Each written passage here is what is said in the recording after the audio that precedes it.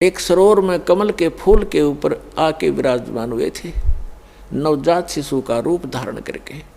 एक नीरू नीमा नाम के निसंतान व्यक्ति थे, पति पत्नी थे। वो स्नानार्थ गए थे, उस तालाब पर प्रतिदिन जाया करते थे और वहाँ उनको परमात्मा ने वो परमात्मा स्वयं बालक रूप में मिले। वो बड़े खुश हुए और उसका प्रत्यक्ष दृष्टा थे एक अष्टानंद नाम के ऋषि। ये देख रहे थे कि आकाश से प्रकाश का गोला आया, जबरदस्त, बहुत ज़्यादा तेज था उसका, और अष्टानंद जी की आंखें एकदम बंद होगी, बंद होकर खुली। जब आंखें बंद हुई तो उसने क्या देखा कि कोई बालक है। जैसे सूर्य की तरफ आप कभी नज़र दृष्टि करते हो तो आपकी आंखें उस तेज को सहन नहीं कर सकती, आप एकदम बंद कर लेते हो या साइड में करते हो। तो क्या देखते हो कि सूर्य का प्रकाश रहित आकार का गोला सा आपको दिखाई देता है, गोलाकार दिखाई देता है। वो प्रकाश रहित होता है और उसका आकार दिखता है। ऐसे ही ज्यों ही उसने उस प्रकाश का गोला जो बहुत दूर देखा था ऊपर से आता हुआ बड़ी स्पीड से, जैसे तारा सा टूटता है, अष्टानंद ऋषि की आंखें बंद हो गई। आंखें बंद होते ही उसने क्या देखा कि एक शिशु रूप दिखाई दिया, प्रकाश रहित आकार शिशु का। दोबारा आंखें खोली तो क्या देखा कि उस जिस सरोवर के ऊपर वो बैठा साधना करने की चेष्टा कर रहा था स्नान करके, उसी के एक कोने में जाकर वो प्रकाश सिमट गया। फिर अंधेरे में उसको कुछ नहीं देखा, क्योंकि सुबह सुबह ब्रह्म मुहूर्त का समय था। वो चला गया उठ के अपने गुरु जी के पास उसका संग का समाधान कराने के लिए कि आज मैंने ये क्या देखा गुरुवर।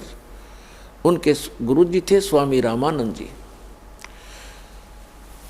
तो नीरुनिमा नाम के वो निसंतान दंपति थे, वो उठाकर ले गए। उनके घर परवरिश होने से 25 दिन तक परमात्मा ने कोई आहार नहीं किया, ना जलपान किया।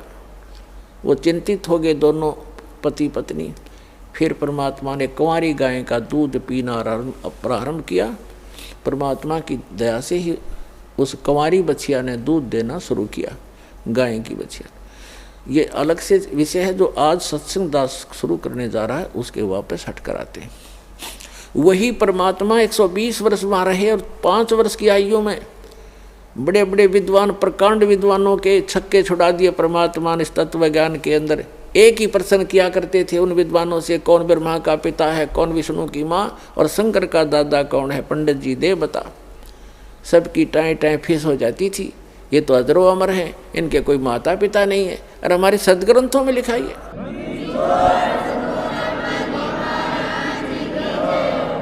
सच्चाई को ना सुनकर और ना ही खुद पहचान पाए और परमात्मा का विरोध कर दिया था। तो वो परमात्मा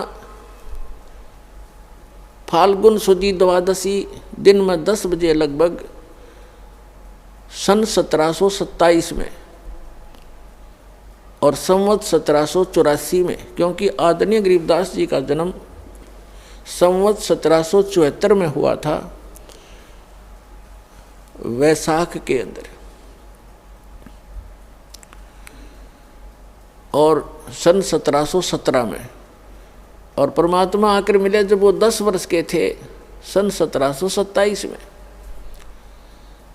10 वर्ष के गरीबदास साहिब जी कौन थे, थोड़ी सी जानकारी देते हैं। गरीबदास साहिब जी का मूल गांव है करौथा, जहाँ पर अपना एक छोटा सा आश्रम था जो इन दुष्ट लोगों ने सुहाया नहीं, जिनकी रोजी रोटी बंद हुई थी झूठों की, और वहाँ झूठा प्रचार करके जनता को भ्रमित किया, मुख्यमंत्री को भ्रमित किया, क्योंकि वो भी आर्य समाजी है। और दास के ऊपर झूठे आरोप लगा के और झूठे केस में जेल में डाल दिया और उसको आश्रम को ग्रहण कर लिया। फिर भी परमात्मा कहते हैं कि साच को आँच नहीं होती। पुणात्मा आई कोर्ट ने हमारे हक में फैसला कर दिया। सन 2009 में मुख्यमंत्री आर्य समाजी और आर्य जो हमारा विरोध कर रहे थे, आर्य प्रतिनिधि सभा हरियाणा वाले, वो दोनों मिलकर सुप्रीम कोर्ट पहुंच गए। देख इनकी अकल मारी जा रही। कोई बात हो अरे हम तो सत्य और असत्य की लड़ाई लड़ रहे हैं, ज्ञान और अज्ञान का झगड़ा, ज्ञान का जवाब ज्ञान से देना चाहिए। अब सुप्रीम कोर्ट में ऐसा मुंह पे थप्पड़ मार दिया परमात्मा ने उनके 8 वकील, 6 तो सरकार के, 2 उनके टॉप मोस्ट वकील कर रखे। हमारा ओरिजिनल वकील भी नहीं जा रहा था, उसको कोई काम हो गया अचानक, और परमात्मा के बच्चों को आश्रम दिवा दिया। इससे बड़ा चमत्कार पुण्यात्मा कोई नहीं हो सकता।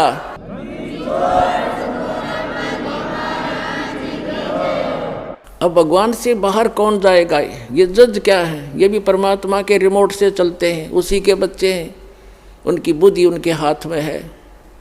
1 सेकंड में सच्चाई को ऊपर ला दिया। अरे पुण्यात्मा, हमने उस आश्रम की आवश्यकता भी ना रही थी, क्योंकि वहाँ पर तुम्हारी गाड़ियाँ भी ना खड़ी हों सारी। जब आज हमारी व्हीकल चले जाओ, व्हीकल भी ना हो उसमें, वो तो ऑड्डे रह गया। लेकिन इनकी जात का बेड़ा पट गया कि इसे मुख्यमंत्री होया करें। राजा को चाहिए दोनों तरफ की बात सुनकर जब डिसीजन लेना चाहिए, एक तरफ जुआ जुड़ जा। तो ये कलयुगी राजाएँ हैं। पुराने राजाओं का आप हिसाब लाओ। रामचंद्र जी राजा थे अयोध्या के, वो किसी मंत्री या किसी अपने साथी की बात में विश्वास नहीं करते थे, भगवान से डरने वाले थे। यदि कोई ऐसी जटिल समस्या होती, वो स्वयं वेश बदल कर जाया करते थे और निष्कर्ष निकाल कर निर्णय लिया करते थे। राजकाल के राजा, उनकी पार्टी के 2 बात कह दे, फलाना ऐसा है, दकड़ा ऐसा है, कर दो उसका नाश।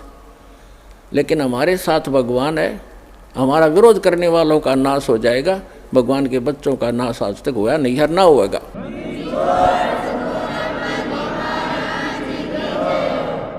और हम ना किसी का बुरा सोचा और ना सोचते। तो पुण्यात्माओं, ये गंदा लोक है। और अब और गंदे विचार हो गए हमारे। भगवान से डर रहा नहीं। और जब तक ज्ञान नहीं होगा अध्यात्म, तो भगवान से डरना छोड़ देता आदमी, और तभी मार खाता है। और ज्ञान होगा फिर, जैसे बच्चा छोटा सा होता है, वो कोई तार नीचे गिर गया हो लूज हो के, और वहाँ से कोई स्पार्क को ज्वाइंट हो, उसका स्पार्किंग हो रही है, उसको आतिशबाजी जानकर उसको भी पकड़ लेता है छोटा बच्चा और मर जाता है। जब वो बच्चा सियाना होता है, उसका दिमाग सही काम करता है, तो फिर वो डर बताते हैं उसको कि इसमें बिजली हाथ मत लगाना। फिर वो बच्चा औरों को भी बचाता है कि इसके निकट ना जाना, स्पार्क है, बिजली है, इसमें मर जाएगा। आप भी बचाएगा, औरों को बचाएगा। तो इसी प्रकार जैसे कोई बच्चा कोई बोतल रखी है जिसमें विष हो, और वो लगा के मुंह को पी लेता, उसको पता ही नहीं, मर जाता है। तो पुण्यात्मा, जब उस बालक को ज्ञान होगा, बड़ा हो जाएगा, उसको लिखा है विष है, तो वो आप भी नहीं हाथ लाओ और दूसरों को भी नहीं लाने देगा कि इसके हाथ ना लगाना, इसमें जहर है। तो पुण्यात्मा, जो गलतियां आज हम कर रहे हैं, हम तत्व ज्ञान अध्यात्म ज्ञान की कमी के कारण वो विष पान कर रहे हैं, स्पार्क वाला तार पकड़ रहे हैं, रिश्वत लेकर और चोरी करके, जारी करके, मिलावट करके, और एक दूसरे को अपनी ताकत का दुरुपयोग करके सता के हम विष पान कर रहे हैं। और जब ज्ञान होगा, हाथ भी नहीं लावेंगे, चाहे कुछ भी हो, भूखे मर लेंगे पर बुराई नहीं कर सकते। जैसे कर का जहर का रंग होरी हो, कहो कौन तिस खावे राम रंग होरी हो। आदरणीय गरीबदास साहिब जी को परमात्मा मिले, फिर अध्यात्म ज्ञान दिया। आज उसी का प्रकरण चल रहा है, लेकिन बीच बीच में बहुत सी साइड कथाएं सुनानी पड़ती हैं, तभी सत्संग बनता है। आदरणीय गरीबदास साहिब जी को परमात्मा मिले थे, सचखंड लेकर गए थे, फिर वापस छोड़ा था। उन्होंने उस तत्व ज्ञान को प्राप्त किया परमात्मा से। परमात्मा ने उनकी आत्मा में, कबीर जी ने पूरा अध्यात्म ज्ञान फीड कर दिया था। तब उन्होंने कहा था कि जैसे कर का जहर का रंग होरी हो, कहो कौन तिस खावे राम रंग होरी हो। कहते हैं आपके घर में होरी माने खुशी, जैसे आप होली मनाते हो, खुशी का दिन मनाते हो, कहते ये होरी नकली है। असली होली तो जब होगी तुम्हारे घर में भगवान की भक्ति होगी, सब दुख रोज टलेंगे। एक भक्त कह रहा था, जी हमने 11 वर्ष हो गए आज तक कोई त्यौहार नहीं मना लिया इस शरण में आए। जब इससे पहले क्या था कि ऐसे कभी तो घर में किसी भाई की मृत्यु होगी, कभी चाचा की होगी, कभी ताऊ की होगी, ताऊ के लड़के की होगी, कभी बहन का बटेऊ मर गया तो कभी बहन मर गई। तो ऐसे 11 वर्ष हो गया हमने कोई त्यौहार नहीं मनाया, रोया करते बैठ के त्योहारों को। तो ये खाक त्यौहार है। तो परमात्मा कहते हमारी शरण में आओ, थारा रोज होली रहेगी। और जैसे बुराई तुम करते हो, जो बुराइयां करके धन संग्रह करते हो या किसी को सताते हो, ये तो ऐसा कर रहे हो जैसे जहर खा रहे हो। और जब आपको ज्ञान होगा तब कहते जैसे किरका जहर का रंग होरी हो। किरका माने कण, विष का एक कण भी कहीं पड़ा हो और आपको पता हो ये विष है, और विष की क्वालिटी गुण को आप जानते ही हैं।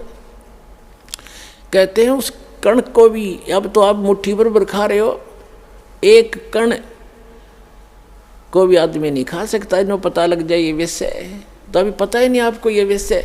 तो ये जानकारी कराने के लिए सत्संग किया जाता है कि जो गलतियां आप कर रहे हो धनी बनने के लिए या यहाँ लोक दिखावा करके लोक लाज में फंस गए, ये ना करो। और आपने यहाँ भी सुख मिलेगा। इस कबीर भगवान की शरण में आ जाओ, ये आपका पिता है, ये समर्थ है, आपके घर में सारे सुख देगा। तो इसलिए कहा है जैसे किरका जहर का रंग होरी हो, कहो कौन तिस खावे राम रंग होरी हो। तो फिर ये गलतियां कोई नहीं करेगा, जहर नहीं खाएगा। ये बुराई करना, चोरी करना, रिश्वतखोरी करना, मिलावट करना, किसी को सताना, आप दुख पालेगा। भक्त दूसरे को दुखी नहीं कर सकता, यह आत्मा ही नहीं स्वीकारेगी आपकी इस ज्ञान के आधार से। तो क्रोथा का प्रसंग चला था, इसलिए आपको बताना पड़ा कि हमारा एक छोटा सा आश्रम था। इन दुष्टों को सुहाया नहीं, क्योंकि इनके ज्ञान की खाल उतार दी दास ने, अज्ञान की। इनसे भी आचार्यों की, शंकराचार्यों की, जितने भी मंडलेश्वर थे, ये डुप्लीकेट आदमी है, इनके पास तत्व ज्ञान नहीं है। और ये महर्षि दयानंद, ए भगवान, इतना नकली आदमी, इसका कोई ज्ञान प्रमाणित नहीं, इसकी कोई ग्रहणी करनी स्वस्थ नहीं, और इसको महर्षि मान करके आज तक हम आदर की दृष्टि से देखा करते थे। देखो, आदमी तो मानो आदरणीय होता, लेकिन उसकी जो सीख थी वो आधार था कि वेदों अनुसार ज्ञान बता रहा हूँ मैं, और सत्यार प्रकाश लिख दिया, वेद अनुसार लिखा मैंने। जब दास ने वेदों को देखा, इसलिए महर्षि दयानंद के ज्ञान को वेदों से मिलाया कि यदि इसका ज्ञान वेदों से मिलता हो, और कबीर भगवान का ज्ञान तो सर्व वेदों का निष्कर्ष है, तो कबीर साहब के ज्ञान से तो उसको मिलना कहाँ था, वो तो वेदों से ही मेल नहीं खाया। तो दास ने इतना कहा था, भाई इसको छोड़ दो। उनके हित में कहा था, कोई उनसे हमने कोई उनका कोई संपत्ति प्राप्त नहीं करनी थी, सिर्फ रास्ता दिखाना था कि अभी तक आप गलती पर हो और ये गलत मार्ग है। महर्षि दयानंद को वेद ज्ञान नहीं था। आप वेद को सच्चा मानते हो, वेद में ही देख लो। अब आम जनता जो आर्य समाजी है वो कौन है? हमारे भाई हैं, बहन हैं, मामा और बुआ के भाई बहन बेटियां हैं।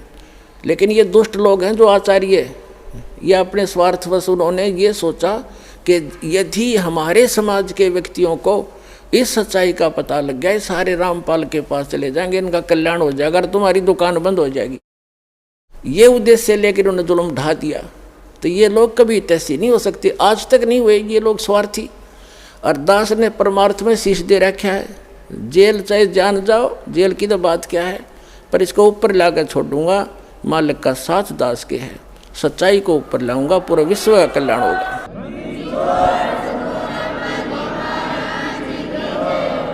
एक भक्त बता रहा था, बोला जी ये सतलोक आश्रम क्रोथा जो हमारा नहीं दे रहे, इनके साथ ऐसे बनेगी।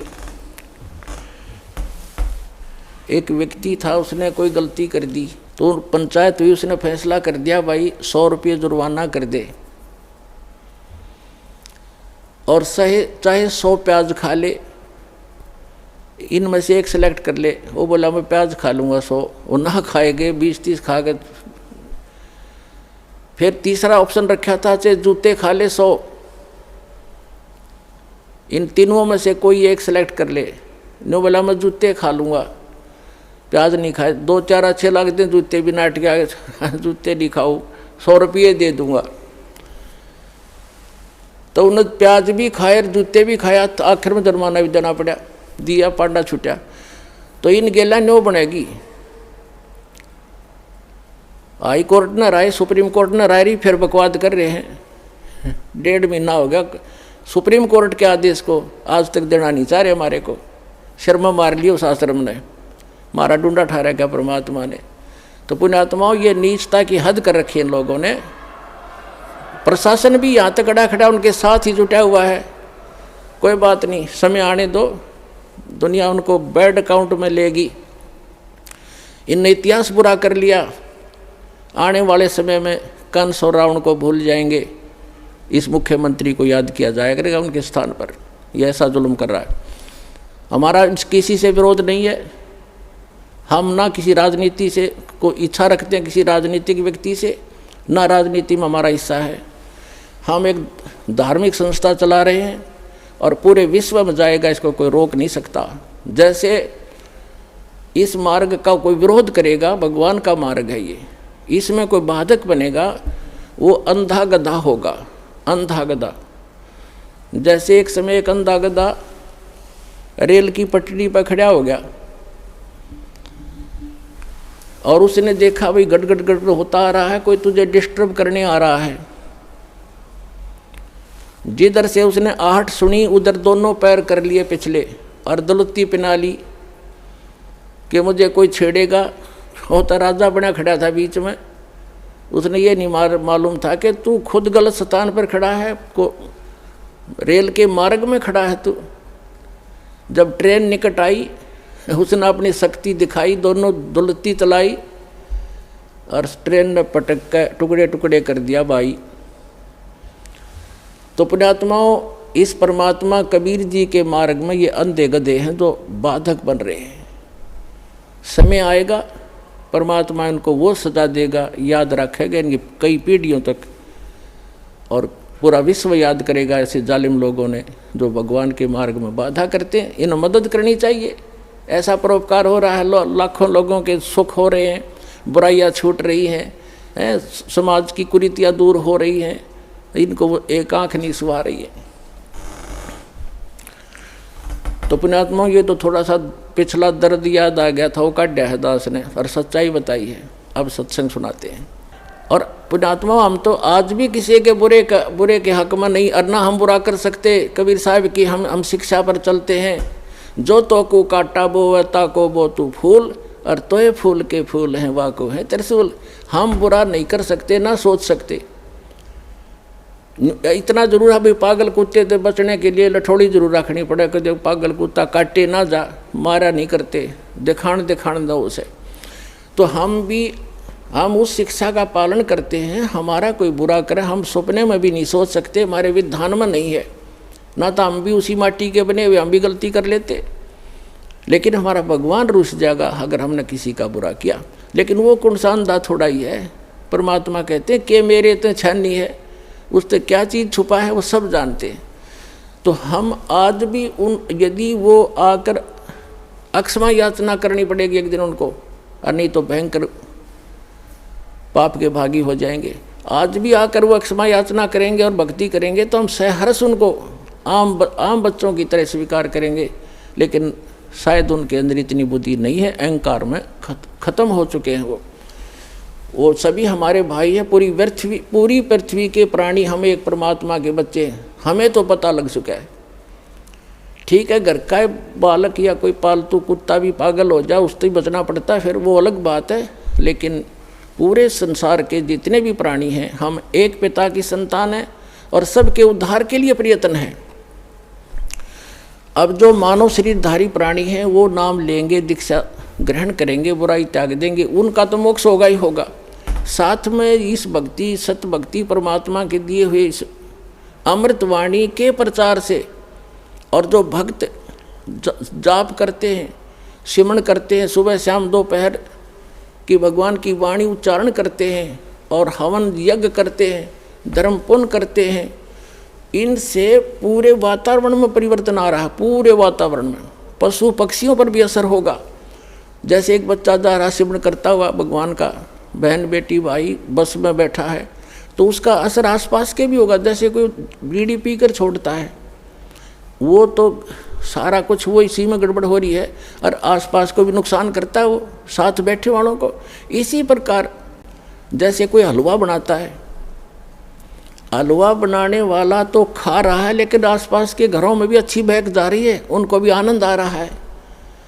तो इसी प्रकार जो सत भक्ति कर रहे हैं वो हलवा खा रहे हैं और उनके आसपास के मकानों में भी उसकी सुगंध अच्छी जा रही है। हर एक मीट पकावे, आप भी मरे, दूसरों को भी बुरी बदबू जा उसकी।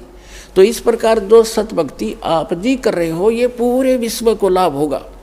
पशु पक्षियों पर भी इसका असर होगा। जो परमात्मा की वाणी दास सुनाता है और आप उसको कोई सीडी में ले गया है, कोई मोबाइल में चला रहा है, कोई हल के पीछे पीछे भी मालिक की वाणी बोल रहा है, उससे बीज भी अच्छा उत्पन्न होगा। उस अन्न को भी जो खाएगा, ऐसे व्यक्ति के बोए हुए को खाने वाले पर भी उसका असर होगा।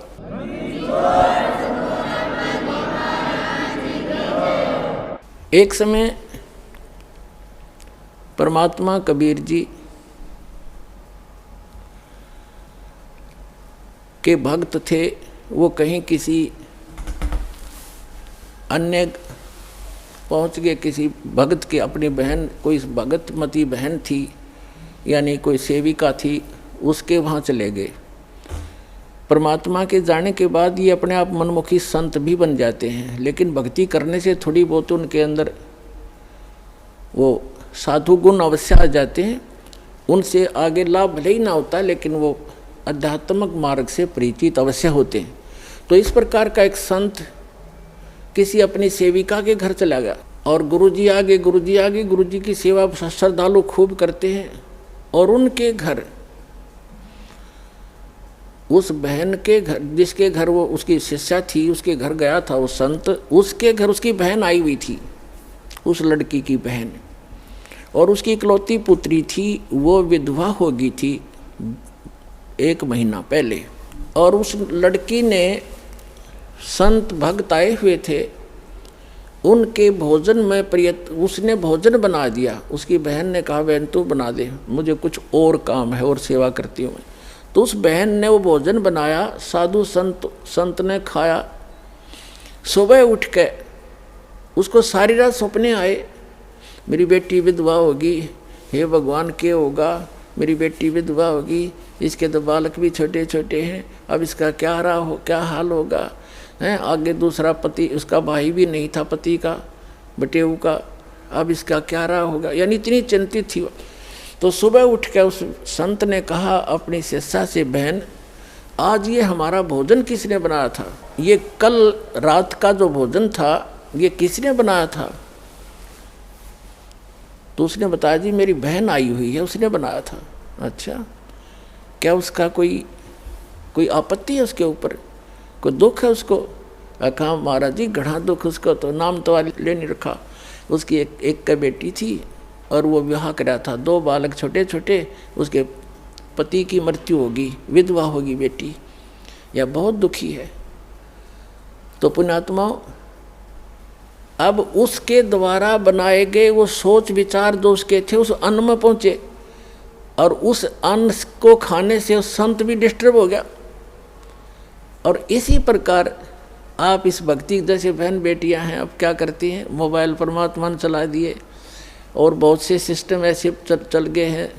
ये इतना सहज मार्ग है पुण्यात्माओं। जैसे आरती करते हो, सुबह का नित्यनेम भी करते हैं, क्योंकि इसमें मानसिक काम नहीं है। जैसे खाना बनाना इस रूटीन है। अब जैसे गाड़ी चलाते हैं, अब उसमें मानसिक काम घना नहीं होता, अभ्यास हो जाता है इनका, अपने हाथों का अपने आप ही।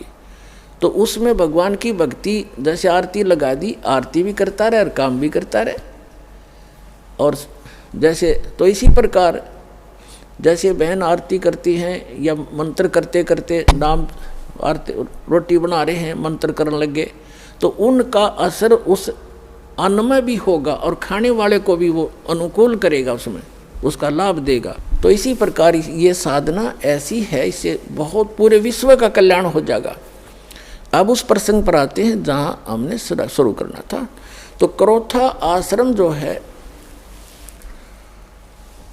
क्रोथा गांव है एक, जिला रोहतक के अंदर, रोहतक झज्जर रोड पे।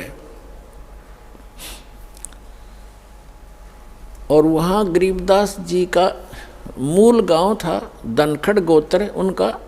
और वो किसान यानी जाट किसान उस घर में जन्म था उनका। उनके जो पिताजी थे वो गांव छुडानी में ब्याहे थे, यानी गरीबदास जी के नानके थे वो छुडानी में। और गरीबदास जी की माता का कोई भाई नहीं था, जिस कारण से गरीबदास जी के पूज्य पिताजी श्री बलराम जी नाम था उनका, धनखड़। और वो अपने ससुराल में घर जमाई रहने लग गए थे। वहाँ ज़मीन बहुत घनी थी, आज के 1400 एकड़ ज़मीन, उस समय के 2500 बीघा, वो बीघा दूसरा होता था। तो इतनी ज़मीन संपत्ति थी, तो वहाँ रहने लग गए। वहाँ जाने के बाद, छुडानी में जाने के बाद 12 वर्ष के उपरांत गरीबदास जी का जन्म हुआ था। और गरीबदास जी आजीवन वहीं रहे, उनकी संतति है आज भी। आधा गांव लगभग धनखड़ गोत्र से है, छुडानी, जिला झज्जर, हरियाणा। तो गरीबदास जी का ज़्यादा आना जाना क्रोथा गांव में ही रहा, क्योंकि भाईचारा वहीं था। तो कहने का भाव दास का ये है कि गरीबदास जी जब 10 वर्ष के हो गए और अपने ही, क्योंकि तब तो उन्हीं की अपना ही सारा कुछ हो चुका था, नाना जी की सारी संपत्ति उन्हीं की थी। लगभग 150 गव्वे रखे हुआ था उसका, नाना जी रखा करते थे, क्योंकि ज़मीन बहुत थी। उसमें चरागाह बना देते, वर्षा हो जाती, कुछ खाने के लिए गेहूँ जौ आदि बीज लेते, चने सरसों हो जाती। बाकी का समय पशुओं के, बाकी समय जो स्थान था, बाकी की ज़मीन को पशुओं के लिए ही वो प्रयोग किया करते थे, पशुपालन करते थे। उसके साथ साथ 2-4 किराए के पाली होते थे गांव के, और कुछ ऐसे व्यक्ति होते थे जो गव्वे रखते थे, लेकिन उनके पास अपनी ज़मीन नहीं होती थी, वो भी उसी में चराया करते थे। ऐसे पहले आपस में बड़ा प्रेम होता था। जो पैसे वाले व्यक्ति गरीबों की बहुत मदद किया करते थे, निस्वार्थ किया करते थे। तो ऐसे 10-12 पाली गवाले इकट्ठे होकर प्रतिदिन गौवें चराने जाया करते थे। अपनात्मा, ये वो शुभ दिन है द्वादशी का, जो आप और हम ये त्यौहार मनाने जा रहे हैं। हमारे संतों के ये त्यौहार हैं, और ये वो अनमोल त्यौहार हैं कि जिस दिन जिस भगवान के लिए हम भटक रहे हैं, राजाओं ने राज त्याग दिए, ऋषि महर्षियों ने शरीर गाल दिए तपस्याएं करके, लेकिन इस काल भगवान ने रास्ता ठीक नहीं दिया उनको। और भगवान रास्ता देने आए, सही विधि बताने आए, तो हमने स्वीकार नहीं किया अपनी अबोधता के कारण। अपन परमात्मा दिन का फाल्गुन सुदी यानी फाल्गुन मास की द्वादशी, चांदनी द्वादशी, दिन के 10 बजे जो पाली, जैसे आजकल आप देख रहे हो बाहर धूप खूब हो जाती है, तो गव्वें चर रही थी। वो सभी 10-12 पाली इकट्ठे हो करके खाना खा रहे थे। सुबह सुबह का वक्त से चले जाते थे लेकर के 6 बजे, 7 बजे, 5 बजे पशुओं को। 10 बजे से वहाँ अपना खाना खा रहे थे, लगभग खाना खाने ही वाले थे। तभी परमात्मा आए सतलोक से, एक महात्मा, जिंदा महात्मा का रूप बना के, और थोड़ी सी दूरी पर, 500 फुट की दूरी पर आसमान से आकर वहाँ पृथ्वी पर अवतरित हुए। और ऐसे उसके साथ से रास्ता था, जिस वृक्ष के नीचे, जंडी के पेड़ के नीचे वो खाना खा रहे थे बच्चे बैठ कर, कुछ बड़े थे कुछ बालक थे। उसके साथ से रास्ता जाता था दूसरे गांव को, कबलाना गांव से, छुडानी से कबलाना गांव सीमा लगती है। उस सीमा के ऊपर ही छुडानी के खेतों में परमात्मा वहाँ आकर अवतरित हुए। और उस रास्ते पर ऐसे जैसे राहगीर एक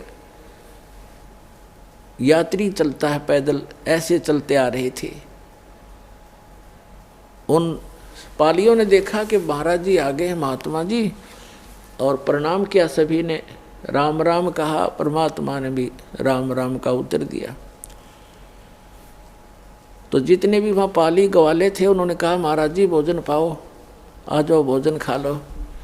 परमात्मा ने कहा भी भोजन तो मैं अपने गांव से खा कर आया हूँ। बच्चों ने सोचा कोई डेरा होगा कि कहाँ से आए हो महात्मा जी।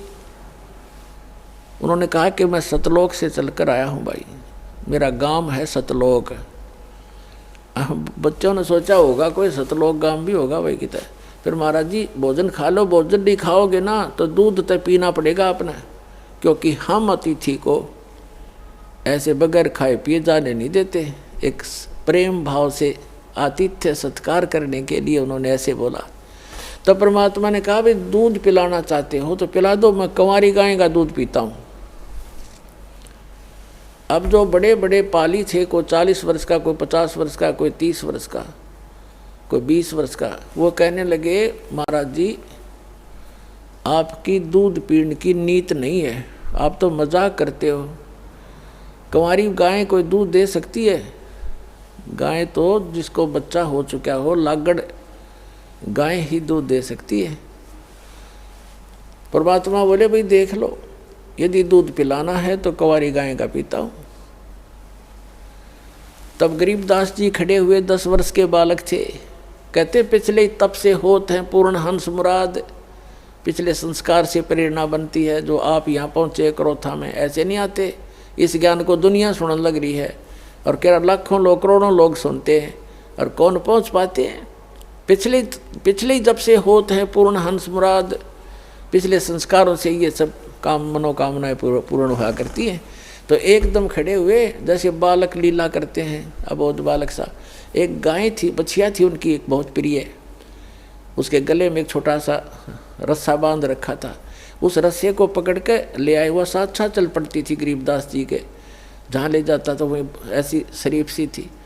और वो गाय थी 1-1.5 वर्ष की, दूध छोड़ रखा था माँ का पीना, अभी नए दूध हो ही नहीं थी वो, यानी गर्भ नहीं धारण किया था, सांड न टच नहीं की थी, अनब्यावर कहते हैं उसको। वेदों में ऋग्वेद मंडल नंबर 9 सूक्त नंबर 1 मंत्र 9 में यही स्पष्टीकरण दिया है कि जब वो परमात्मा आता है तो कंवारी अभियधन्या धेनु शृणंती, मतलब कंवारी गाय से उसके परिवर्ष की लीला होती है और कंवारी गाय का दूध पीता। तो उन्होंने कहा भाई, गरीबदास जी ने कहा देखो महाराज जी इसका बालक तो बच्चा तो है नहीं कोई, हैं छोटे छोटे थन सतन हैं इसके, या दूध कैसे देगी। तो परमात्मा ने कहा, खड़े वह बछिया खड़ी थी और ऐसे थपकी मारी, लंबे लंबे सतन हो गए। और कहा परमात्मा ने कि कोई सफ़ेद कोई पात्र लाओ साफ। तो मिट्टी के पात्र होते थे, उनको मांझ धोकर रखा हुआ था, जैसे लस्सी का ले जाते हैं, वो उन्होंने खाली कर लिया था, धो भी लिया था। कहने लगे ये ला पात्र, इसके नीचे रख ले भाई। गरीबदास जी नीचे बैठ गए। कबीर परमात्मा ने कमर पर थपथपी लगा दिया, आशीर्वाद दिया बछिया को। लंबे लंबे सतन हो गए, 3-3, 4-4 इंच के, और दूध की धार बंद गई और वो पात्र भर गया, फिर बंद हो गई अपने आप। पुणात्मा गरीबदास जी ने वो सारा का सारा दूध परमेश्वर को दे दिया। परमेश्वर ने थोड़ा सा पिया और फिर कहा ले बच्चों पी लो, ये अमृत है, इस लोक से नहीं, ये मेरे सतलोक से आया है। लेकिन जो बड़े अपना बुद्धिमान मानने थे, अकलबंद मानने थे, वह कहने लगे हम ना पीवा, ये पाप का दूध है। तंत्र जंतर मंतर करके कुंवारी बछिया का निकाल दिया, हम ना पीवा कुंवारी बछिया का दूध, ये तो पाप का दूध है। और तेरी जात का पता नहीं तो कौन सी जात का है, तेरा जूठा कदे भी ना पीवा मैं। तब गरीबदास जी ने कहा 10 वर्ष के बालक ने, ला मुझे दो भगवान, आपका अमृत कब कब प्राप्त हो हमें। तो पुण्यात्माओं ये कहते हैं पालने में पूत के पैर पहचान हो जाती है। बचपन से ही उसमें कुछ ऐसे विलक्षण गुण होते हैं जो पुण्यात्मा होती हैं। ऐसी पुण्यात्माओं को परमात्मा आकर मिलते, उसका विधान है ऋग्वेद मंडल नंबर 9 सूक्त नंबर 86 मंत्र 26 और 27 में।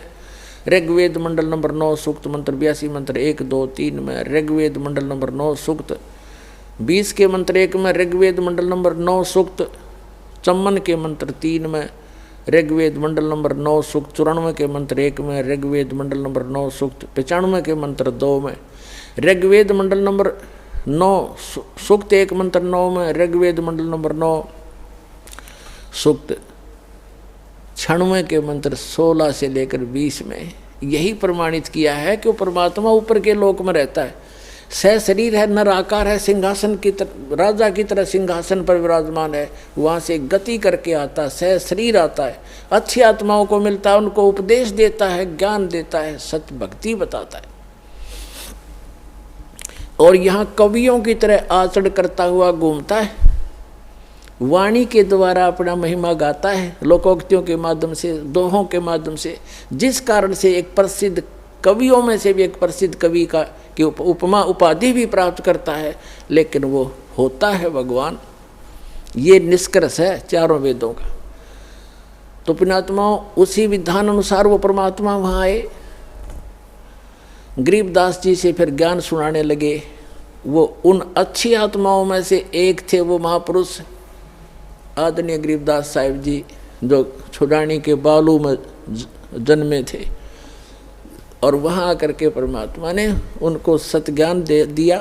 फिर गरीबदास जी ने आग्रह किया कि हे भगवान, आप जो ऐसा सुखमय स्थान बताते हो जहाँ हम पहले रहा करते थे सभी, और वहाँ कोई अभाव नहीं, वहाँ ऐसी फुहार गिरती रहती है, सुंदर शरीर है, नाश नहीं होता, कभी वृद्ध नहीं होते, कभी रोग नहीं होता, मृत्यु नहीं होती, सबके परिवार हैं, वहाँ आपके घर बने बनाए शेष खाली पड़े हैं, क्या मुझे वो स्थान दिखाओगे?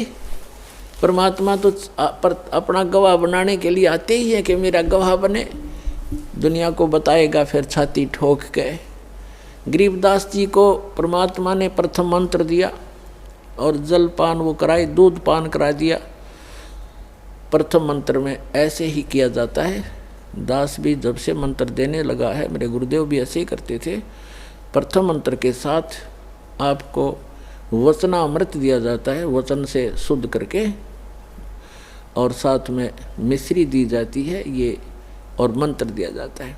ऐसे पेय पदार्थ के साथ इसको पान परवाना कहते हैं। तो गरीबदास जी को ऐसे पान परवाना दिया था दूध के साथ, और फिर सतलोक लेकर गए।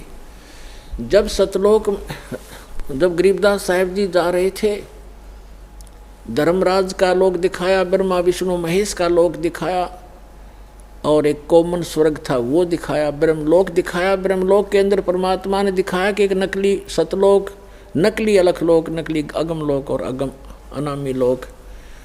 इस काल ने झूठी रचना करवा रखी है जीव को भ्रमित करने के लिए। और फिर धर्मराज के दरबार में लेकर गए, फिर ऊपर गए, सारा कुछ दिखा करके सतलोक में जब पहुँचे परमात्मा 12वां द्वार पार करके, 12वां द्वार पार करके सतलोक में पहुँचा जाता है।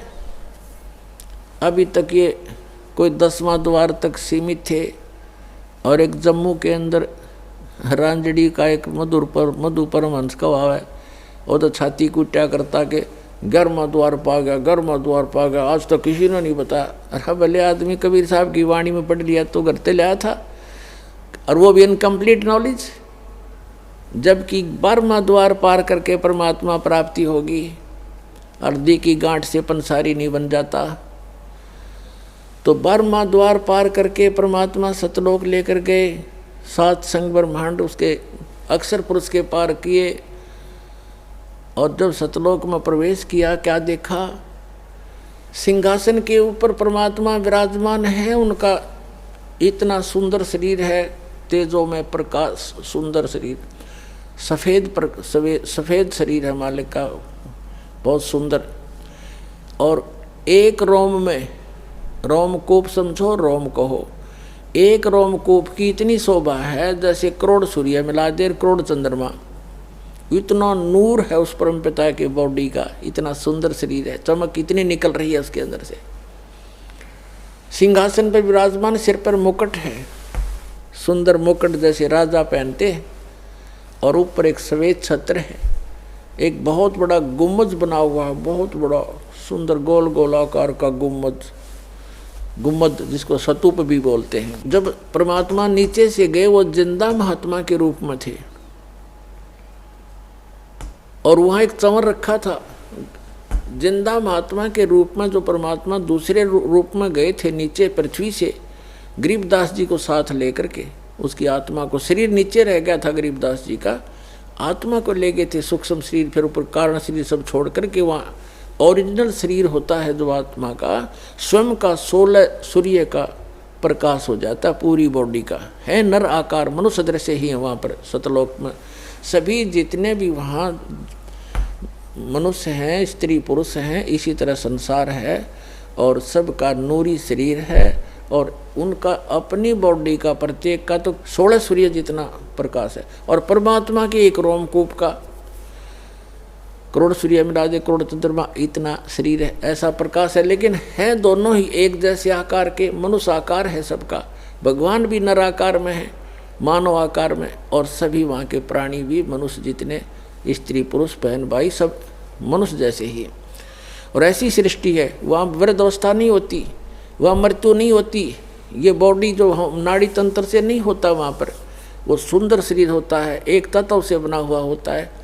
उसका वर्णन यहाँ करना और समझाना भी आपके लिए, दास के लिए दुर्लभ है, क्योंकि आप उस अतिथि को पकड़ नहीं पाओगे, वो तो वहाँ जाए पता लगेगा आपको। आकार ऐसा ही है, वहाँ वृद्धावस्था नहीं होती, सदा युवा रहते हैं। एक सतिथि में जा कर के युवा जब हो जाते हैं वो एक बस, उसके बाद उसकी आयु घटती बढ़ती नहीं। तो इस प्रकार वहाँ की स्थिति है। गरीबदास जी ने वहाँ का नज़ारा देखा, ओए होए, और फिर क्या किया कि कबीर साहब जो जिंदा महात्मा के रूप में गए थे, वो चंवर उठाकर अपने दूसरे रूप जो सिंहासन पर विराजमान थे उस पर चंवर करने लगे। जैसे एक सेवक अपने गुरुदेव पर करते हैं या नौकर अपने राजा पर करते हैं, राजा के सेवक श्रद्धा से मक्खी हटाने के लिए, जीव जंतु ना मर जाए उद्देश्य तो उनका ये होता है। लेकिन वहाँ एक शौक के लिए, शान और आदर सत्कार के लिए करते हैं, वहाँ मच्छर माखी का कोई लेन देन नहीं है, कोई व्यवहार नहीं है। तो गरीबदास जी ने सोचा कि ये जो नीचे से बाबा जी आया है, ये तो नौकर है इस भगवान का, इसका सेवक है, चेला चला होगा इसका, और भगवान तो ये बैठा है, न्यू देखे बार बार उसके चेहरे का।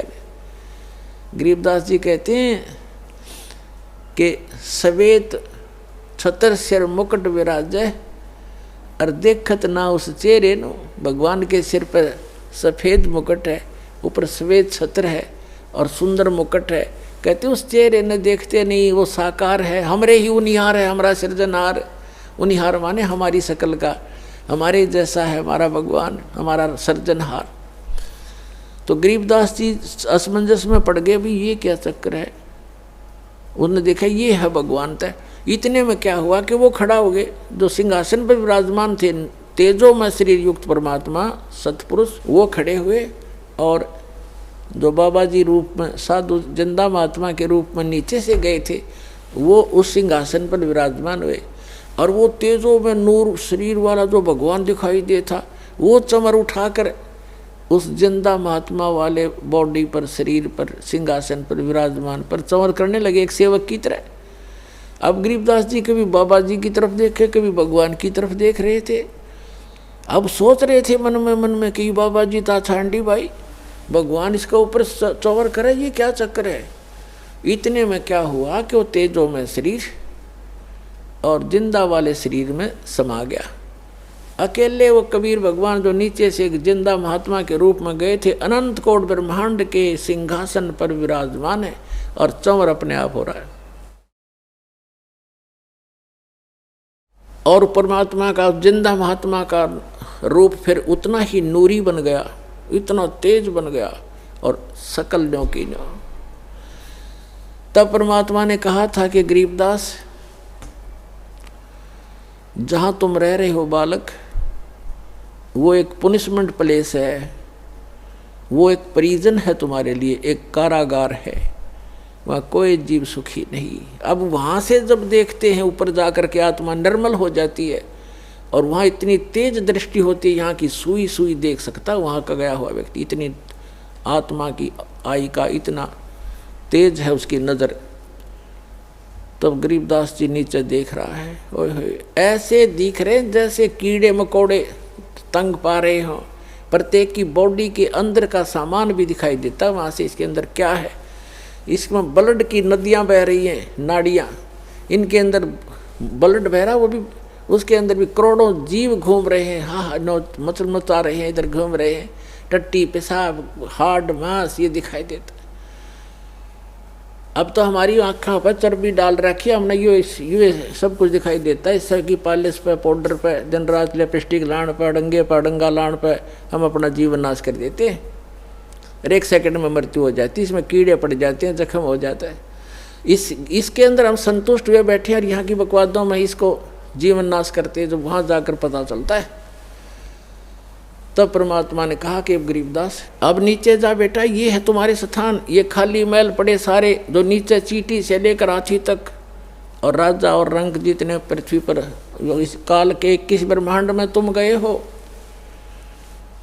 और जितने ये परब्रह्म के, उस परब्रह्म के अक्षर पुरुष के लोक में गए हैं, इन सब के इस सतलोक के अंदर अलग अलग बहुत सुंदर महल हैं, एक जैसे, उनमें कोई अंतर नहीं किसी भी फैसिलिटी का।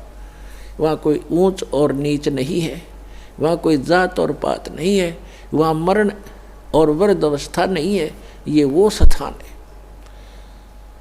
पुणात्माओं, गीता अध्याय नंबर 7 के श्लोक नंबर 29 में कहा कि अर्जुन, मेरे इस ज्ञान का जो आश्रय कर लेगा, चौथे अध्याय के 32 और 34 में श्लोक में कहा है कि भगवान वो परमात्मा स्वयं आकर के अपने मुख कमल से तत्व ज्ञान प्रचार करता है। उसके अंदर यज्ञों की जानकारी, धार्मिक अनुष्ठानों की जानकारी विस्तार पर पूर्वक कही गई है।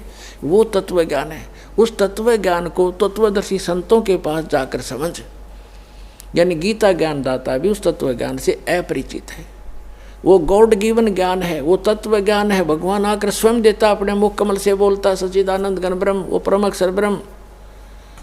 तो 7वें अध्याय के 29वें श्लोक में कहते हैं, गीता ज्ञान दाता कह रहा है कि मेरे इस ज्ञान का जो आश्रय कर लेता है, तत्वदर्शी संत की खोज कर लेता है, और वो व्यक्ति जरा और मरण से छूटने का प्रयत्न करते हैं। कौन करते हैं? जो संपूर्ण अध्यात्म से परिचित और सभी कर्मों से परिचित वो व्यक्ति जरा यानी बुढ़ापा और मरण माने मृत्यु से मोक्ष के लिए, सदा के लिए, छुटकारे के लिए प्रयत्न करते हैं, जो उस तत्व ब्रह्म से परिचित हो चुके हैं, सारे धात्म ज्ञान से परिचित हो चुके हैं और सब कर्मों से परिचित हैं। जैसे आज के सत्संग में एक विशेष ये भी दास बता रहा है कि ऐसे कर्म नहीं करने चाहिए जिनसे हमें वो भोगने को दुबर हों, भारी हों। उनसे बचने के लिए ज्ञान है, इस ज्ञान से फिर अपने आप हाथ सिकुड़ जाएगा आपका। तो ये कंप्लीट स्पिरिचुअल नॉलेज है, धात्म ज्ञान है, और ये कर्म बताए जाते हैं कि इनसे जो परिचित हो जाता है वो केवल जरा और मरण से छूटने का ही प्रयत्न करता है।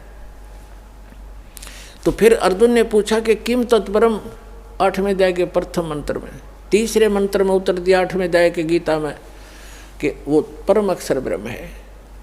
तो पुण्यात्माओं, वो स्थान है सतलोक जहाँ जरा और मरण नहीं है।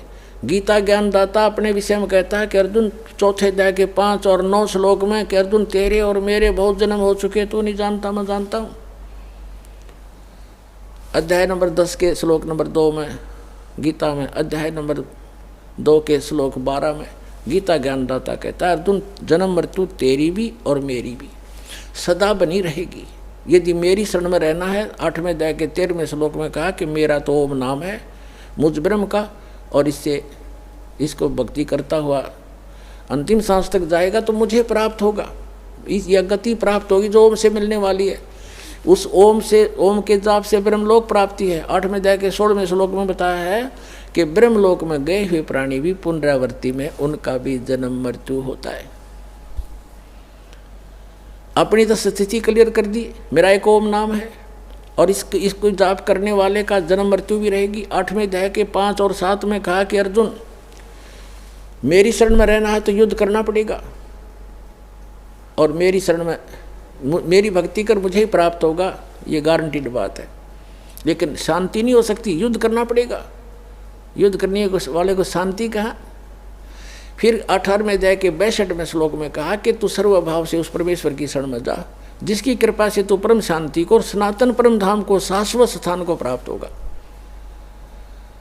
उसके लिए ऑप्शन छोड़ ही दिया कि तत्वदर्शी संतों की खोज कर, वो आपको बताएंगे। गीता ज्ञानदाता उस तत्व ज्ञान से अपरिचित है, अन्यथा एक अध्याय और लिखवा देता अगर उसमें उसको ज्ञान होता। 15वें अध्याय के 1 से 4 का सारांश है कि तत्वदर्शी संत की पहचान भी बताई है कि जो उल्टे लटके हुए संसार रूपी वृक्ष के सभी छंद बता देगा, सभी विभाग बता देगा, जड़ से लेकर पत्तों तक सवेदवित, वह वेद के तात्पर्य को जानने वाला तत्वदर्शी संत है। उसके पश्चात परमेश्वर के उस परम पद की खोज करनी चाहिए। 15वें अध्याय के 4 श्लोक के जहाँ जाने के बाद साधक फिर लौटकर कभी संसार में नहीं आते। तो वो स्थान है सतलोक, जो गरीबदास साहिब को परमात्मा ने दिखाया। फिर गरीबदास जी से कहा कि जा बेटा नीचे जाओ। गरीबदास जी कहने लगे, हे भगवान, इसे गंदे लोक में मुझे ना भेजो मेरे दाता, वहाँ तो इधर तो देखने को दिल नहीं कर रहा। यहाँ के स्वर्ग की यह हालत है और नीचे तो और बुरा हाल हो रहा है। तो परमात्मा ने कहा, वैसे तुम यहाँ नहीं रह सकते बच्चा, क्योंकि जब आप यहाँ से गए आप पुण्यों से परिपूर्ण थे। अब इतने ही पुण्यों से, भक्ति से धनी होकर के वापस आ सकते हो, तब यहाँ पर स्थायी स्थान मिलेगा तुम्हें। और उसके लिए मैं ऐसा मंत्र दूंगा, सतनाम और सारनाम और प्रथम मंत्र, इन सब की भक्ति करने से आप वहाँ ऋणी होगे हो, काल के जाल में फंसे हो। वो तुमसे टैक्स लेता है, क्योंकि ये पृथ्वी किस ब्रह्मांड उसने भक्ति कर तो तप करके प्राप्त किए, ये उसका अपना साधन है। और तुम गलती से चले गए, गलती करके वहाँ। अब उसने पहले तो तुम्हारे को लूटा, स्वर्ग बना करके वहाँ रेस्टोरेंट बना रखे हैं। 10% किसी में चार्जेज है, किसी में 20%, किसी में 25% टैक्स लेता है। बाकी सब सुविधाएं, नाचना गाना और बकवास रंडी बाजी कुछ करो वहाँ पर। लेकिन वो पैसे खर्च होते हैं, उस धनी उस पुण्य अक्षीण होते, और जिससे ये सब अपना गुजारा चला रहे। तब परमात्मा ने कहा, तुम नीचे जाओगे, एक ऐसी अनमोल भक्ति दूंगा बेटा, थोड़े ही समण से घने धनी हो जाओगे उस भक्ति के। अब क्या बताया है। फिर गरीबदास जी नीचे आए। गरीबदास जी ने स्वीकार किया कि जो आपकी आज्ञा, और कहा बेटा नीचे जाकर बता, ढोल पीट दे मेरा और गवाह बन जा बेटा। तेरे बच्चे बहुत, तेरे भाई बहन बहुत, सभी यहाँ से गए हुए सब मिसगाइडेड हैं। और कबीर भगवान ने उनके अंतःकरण में कंप्लीट स्पिरिचुअल नॉलेज फीड कर दिया। पहले यही नॉलेज परमात्मा ने इस सरपुरुष जो 21 ब्रह्मांड का स्वामी जो काल है, इसके अंदर फीड किया था। इसने क्या किया, और उस समय आने पर निकलना था, ऐसा विधान बनाया दाता ने उनके कि समय आने पर वो अपने आप उसके श्वासों के माध्यम से समुद्र में प्रकट हो गया। सामने श्वासों से बाहर निकला तो कमल के फूल के ऊपर ऐसे बहुत सुंदर जो वेद बने बनाए उसके अपने, जैसे आप देखते हो कहाँ से फैक्स किया जाता है, ईमेल की जाती है, और कहाँ कंप्यूटर से निकाल लिया जाता है पूरा मैटर, बुक की बुक निकाल लो, ग्रंथ के ग्रंथ निकाल लो। ऐसे उसके श्वास के अंदर से वो ग्रंथ बाहर आ गए। हमारी ये भौतिक विज्ञान है, वो आध्यात्मिक विज्ञान है। उसके अंदर 2 सेकंड में कागज़ के कुछ एक जादूगर, आप जैसे कई मूर्ख बनाते हैं हमें कि उसमें कहाँ से कागज़ आ गए, कागज़ था ही नहीं, ये नहीं था। अरे भगवान ने जो पृथ्वी बना दी, ये कहाँ था पहले? उन्हें कागज़ बनाते देर लगे। तेरा हमारी यहाँ बुद्धि सीमित कर दी अनाड़ियों ने। तो उसने ज्ञान पढ़ा। इस काल भगवान ने क्या किया, उस सारे ज्ञान को पढ़ा जिसके अंदर उसकी विशेष जानकारी थी और भक्ति विधि थी, वो उसने नष्ट कर दी। केवल काम चलाओ ग्रंथ रख लिए, जो ना तो भगवान की महिमा भी है उस ग्रंथों में और उसका ज्ञान पूरा नहीं है। और वेद भी लास्ट में लिख देते हैं नेति नेति, कि जितना हम बता रहे हैं इतनी महिमा उसकी नहीं है, उसकी और भी शेष है। तो इस प्रकार चौथे अध्याय 15वें अध्याय के चौथे श्लोक में कहा है कि उसके पश्चात परमेश्वर की उस परम पद की खोज करनी चाहिए जहाँ जाने के बाद साधक लौटकर कभी संसार में नहीं आते। तो गरीबदास साहिब जी को नीचे भेजा परमात्मा ने, कहा कि जा बेटा तुझे इतनी ऐसी भक्ति दूंगा। तो गरीबदास जी ने फिर थोड़ा सा प्रमाण दिया है, थोड़ा बताऊंगा फिर सत्संग इससे हटकर है। क्या कहा? सतनाम पालड़ रंग होरी हो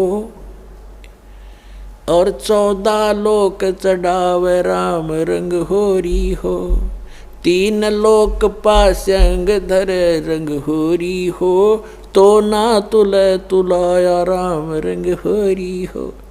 ये सतनाम इतना कीमती है। ये सतनाम सतनाम नहीं है, ये 2 अक्षर का वो सतनाम जिसमें एक ओम मंत्र है, एक तत् सांकेतिक है। गीता अध्याय नंबर 17 के श्लोक नंबर 23 में ये कंप्लीट मंत्र लिखा है, ओम तत् सत। लेकिन ओम तो सीधा है, लेकिन तत् और सत ये सांकेतिक है, ये कोड वर्ड है। ये इस दास के अतिरिक्त विश्व में किसी के पास नहीं है और ना कोई अधिकारी है। तो इनमें से ओम और तत् मिलकर वो सांकेतिक शब्द, ये सतनाम बनता है 2 अक्षर का। और जिस भी महापुरुष का उद्धार हुआ है, उन्होंने परमात्मा से प्राप्त करके इसी का जाप किया है। उनको भगवान स्वयं आए गुरु रूप में, या कोई गुरु से गुरु अपना शिष्य बना करके उनको गुरु पद पर आगे उनका उद्धार किया। इसी मंत्र से सबका उद्धार हुआ। इसके अतिरिक्त कोई विश्व मंत्र नहीं है जो इस जरा और मरण ने समाप्त कर सके।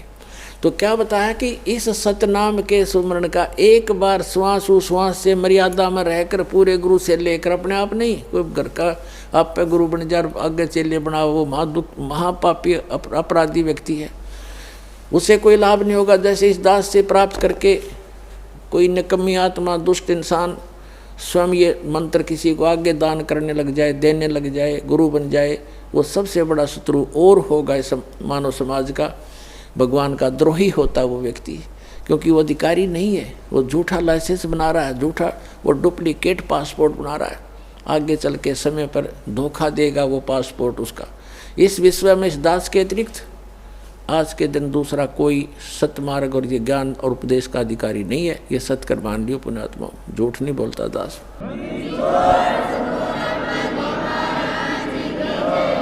और कोई मान बढ़ाई की बात नहीं, आपको आगाह कर रहा हूँ कि नकलियों में फंस कर तो हमने इतने जीवन नाश कर लिए।